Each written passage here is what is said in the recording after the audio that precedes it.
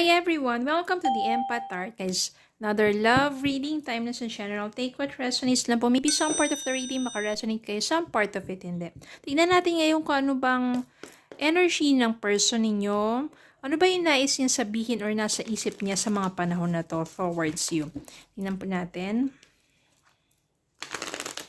Again, since this is general reading, take what resonates lang po. And Spirit guides, send me messages. Ano ba ang current thoughts and feelings ng person nila? Ano mga nais nilang sabihin na sa pagkakataong sila yung magkausap o magkita?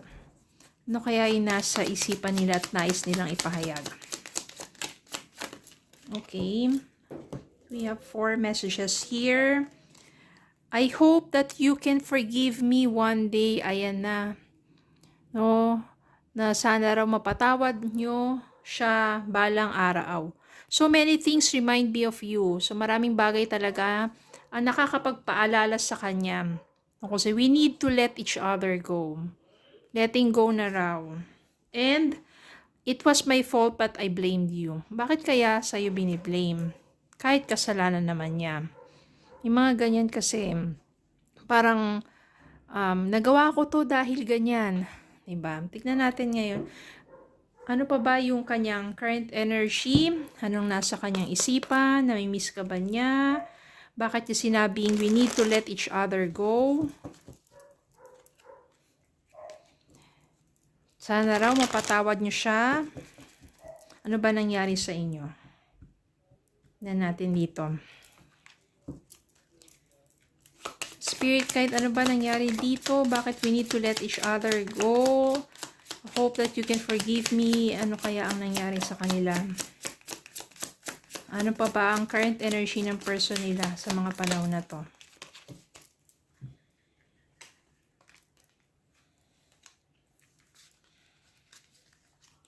Queen of Cups. May pagmamahal ka pa rin dito sa person na to. Ace of Wands.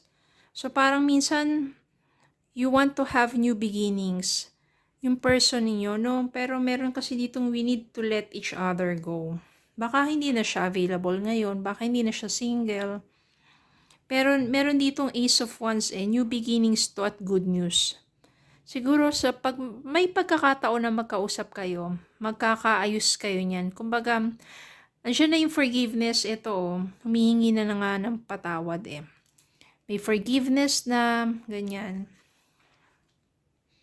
So, siguro nga yan, sa ngayon, single ka pa rin, pero maayos naman pamumuhay mo, no? Kahit wala na kayo, maganda naman ang takbo ng pamumuhay mo. Queen of Pentacles, ayan, mas nagfo-focus ka ngayon sa pagpapaunlad at pagpapayaman sa sarili mo. Then, Nine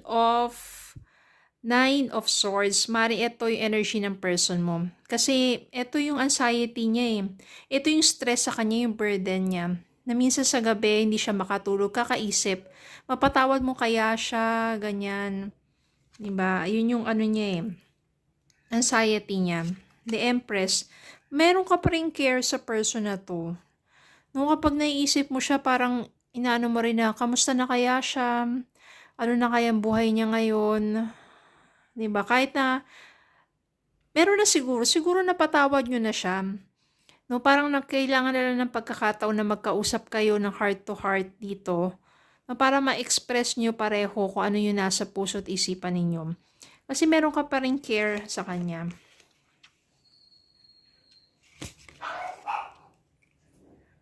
King of Swords, iniisip ka niya, palagi kang nasa isipan ng taong to. The Moon, ito nga ito kasi yung mga panahon na, syempre wala na kayo siguro mga balita sa isa't isa. Ang daming mga pumapasok sa kanyang mga fear and misconception. Or sabihin natin, nagkakaroon na kayo ng mystery sa isa't isa because wala nga kayong balita. Ano na ba mga buhay-buhay ninyo?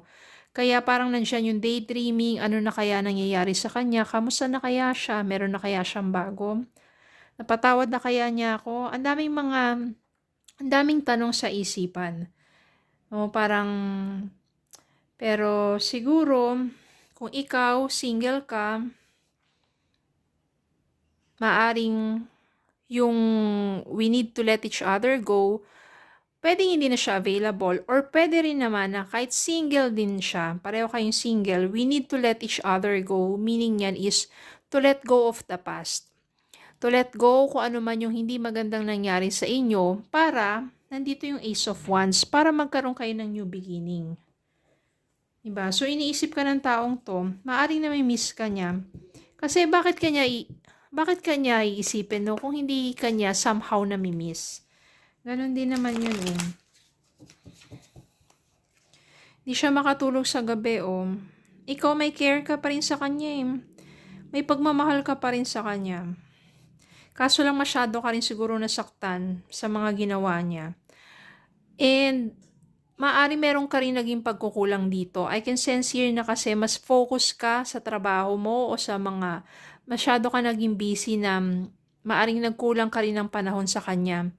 At yung mga panahon na hinahanap niya yun na dapat magkasama kayo, maaring na, I can sense here na maaring na ibali niya sa iba. At yun ay naging kasalanan niya rin.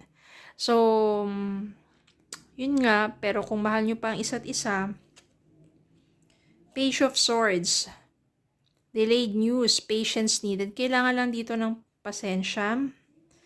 Dahil, pero ito rin kasi, swords kasi to, ibig sabihin thoughts. Iniisip ka talaga ng taong to at maaring ano. Yan, sa ngayon, nagtatrabaho siya para siguro sa muli ninyong pagkikita, masasabi naman na naging maayos din at naging maganda rin ang kanyang naging buhay. Nagsusumikap din naman siya sa ngayon.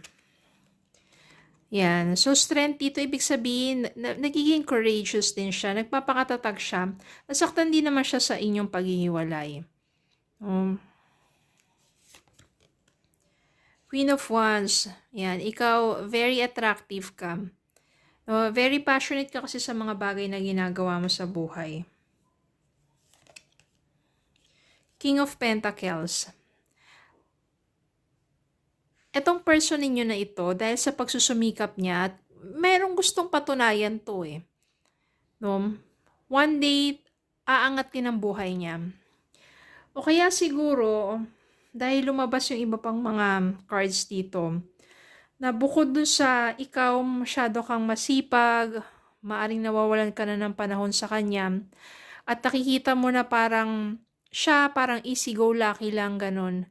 Iba yung ano mo, iba yung goal mo, iba yung perspective mo, tapos siya naman is parang paano-ano lang, nakala mo hindi siya seryoso, na hindi siya nagsusumikap.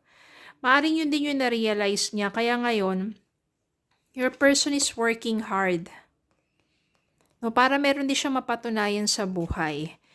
At maybe one day, kapag okay na siya, stable na siya, maunlad na siya, napaunlad na niya yung sarili niya, at kung magkita kayong dalawa, at ikaw rin naman ganun ka eh, kasi ayan no, Queen of Pentacles eh, ibig sabihin, yung kasipagan mo, ano talaga yan, paid off talaga. At kung may pagkakataon na matatag ka na sa kabuhayan, siya rin naman, maunlad na rin, at pareho kayong single pa, maybe that's the new beginning for both of you. Malay natin, di ba? Hindi naman natin masasabi ang tadhana. Maaring nagkahiwalay lang kayo niyan para pagtibayin. Yung parang process, you grow individually. As ang dami yung lessons na natutunan. Tapos kapag nag-meet kayo ulit, dyan na pareho na kayo matatag, seryoso na siya, at sobrang nagsumikap ng husto para ipakita sa'yo na mali yung perception mo. Ganun lang siya, happy person, pero meron din naman pangarap sa buhay. Maaring doon kayo hindi nagkatugma sa mga panahon na magkasama kayo. Pero, maybe it's never too late. Meron lang talagang right time para sa inyong dalawa at sa inyong muling pagkikita. Mas magiging maganda na yung takbo ng pagsasama ninyo. So many things remind me of you. Iniisip ka talaga ng taong to. Nasa isipan ka niya. hindi ka mawala sa isipan niya at maaring namimiss ka na rin niya at maaring ikaw rin yung motivation niya. Kaya nagsusumikap siya ng gusto. Panalangin nyo, manifest ninyo, pagdasal ninyo na nawa, just trust the process and maybe one day, yun na yung tamang panahon talaga. Pareho na kayong strong, pareho na kayong maunlad. At kung pareho pa kayong single at pareho nyo mahal at isa't isa, then, the second time around, diba, mas magiging strong ang inyong bond. Okay, so yun lang po. Maraming salamat po for watching. Please don't forget to like, share, comment, subscribe, follow me on Facebook, TikTok, and YouTube. Have a good day po and God bless.